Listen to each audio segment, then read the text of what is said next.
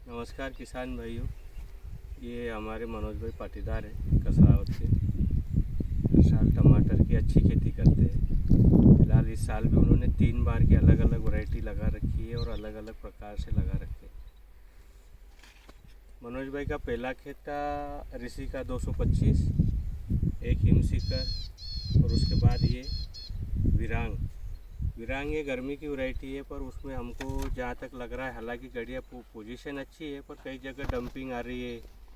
अभी फ़िलहाल में नया एक और बीमारी का अटैक चल रहा है, टूटा फ्रूटा।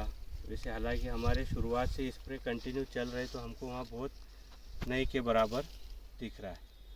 फ़िलहाल में फिर भी जैसे अपन समझ लें कि 100 में से 5-10 फ्रूट अपन को ऐसे मिल रहे हैं कि यहाँ टूटा फ्रूटा का हल्का सा बारीक इल्ली का अटैक और वो लीफ माइनर का आता है। अब टूटा फ्रूटा ये कोई बीमारी नहीं है, ये एक फुद्दी आती है, वो लीफ माइनर की वजह से तैयार होती है। अब जितने खेत में लीफ माइनर का कंटिन्यूटी स्प्रे करोगे और इल्ली का स्प्रे करोगे, उसका अटैक ऑलरेडी खेतों में कम रहेगा।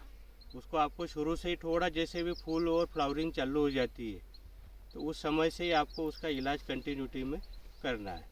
अब कंटिन्यूटी कैसे होता है कि हर 10-15 दिन में या 8 दिन में उसको एक नॉर्मली कॉन्टैक्ट पॉइजन और एक सिस्टमेटिक, ऐसे दोनों तरीके से लो। इसमें एक सिस्टमेटिक में ऐसा करो कि जैसे लीफ माइनर और इल्ली दोनों कवर कर सके, और उसके साथ में एक कॉन्टैक्ट पॉइजन, मतलब जैसे क्विनालपास हो गया, क्लोरोसाइपर हो गया, मतलब इन चीज़ों को उसको थोड़ा कंटिन्यूटी में लेना है। तो उसके साथ में जैसे एक हमने दमन 47 लिया था, उसके साथ में हमने उसके साथ में जैसे क्विनालपास डाला। उसके बाद उसी का एक और अपोलो करके प्रोडक्ट आता है दमन का, जैसे हमने अभी उसको कंटिन्यूटी में 2 बार करा है। तो उसके साथ में हम उसको जैसे भी कंटिन्यू कर रहे हैं, तो अभी हमको नया अटैक अपने खेत में नहीं मिल रहा है। तो जहाँ तक भी है, सभी किसानों को हमारा एक ही कहना है कि उसको जहाँ तक हो शाम को ठंडे समय स्प्रे करो, और जितना लेट करोगे शाम को उतना रिजल्ट आपको ज़्यादा मिलेगा। तो वो शाम को करते समय आप लेना उसमें नॉर्मली जैसे एक चिपको ले लो व्यवस्थित सिलिकॉन बेस, और उसके साथ में जैसे अपोलो आता है दमन का, ये नया प्रोडक्ट हालांकि, पर ये चलता है टमाटर के लिए स्पेशली।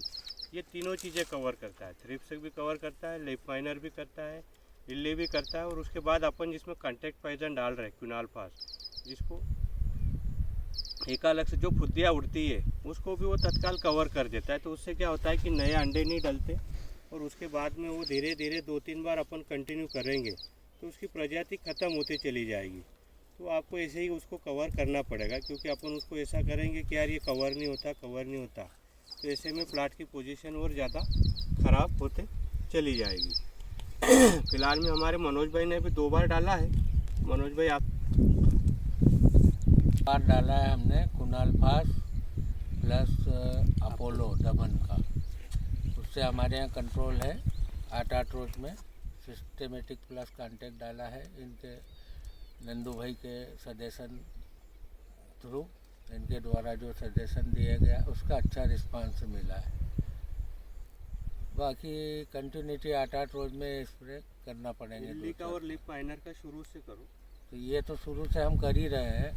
हमारे यहाँ तो लीफ माइनर का हमेशा बायो 303 वगैरह चलती रहती है। बाकी अब फिर कंट्रोल समय समय पे होता जाएगा दवाइयों का, तो ठीक रहेगा। सभी किसान भाइयों को एक ही कहना है, जहाँ तक भी हो शाम को लेट, मतलब जैसे गर्मी में जो भी अपन क्रॉप लेते हैं उसको शाम को ही ज़्यादा स्प्रे का शेड्यूल रखें, और समय समय पे उसको ज़रूर ध्यान दें, क्योंकि लीफ माइनर और इल्ली और उसकी जो फुद्दी जो उड़ती है, अपन जिसको पाकोड़ी, मराठी में उसको पाकोड़ी बोलते हैं, क्योंकि ये जो टूटा फूटा आता है वो पाकोड़ी की वजह से ही आता है। तो वो क्या करती है कि अपने अंडे डालने के लिए वो छेद करती है, फिर उसमें अपने अंडे डाल देती है, फिर 4-5 दिन बाद उसमें से इल्लियाँ तैयार होने लग जाती है। तो इसी के लिए आपको ज़्यादा से ज़्यादा मतलब लीफ माइनर पे और इल्ली पे, दोनों चीज़ों पे हमेशा फोकस रखना है। वो जितना कंट्रोल में रखोगे उतनी चीज़ें आपको हमेशा कंट्रोल में मिलेगी। इसी तौर पे हमारा आज का वीडियो हम यहीं समाप्त करते हैं।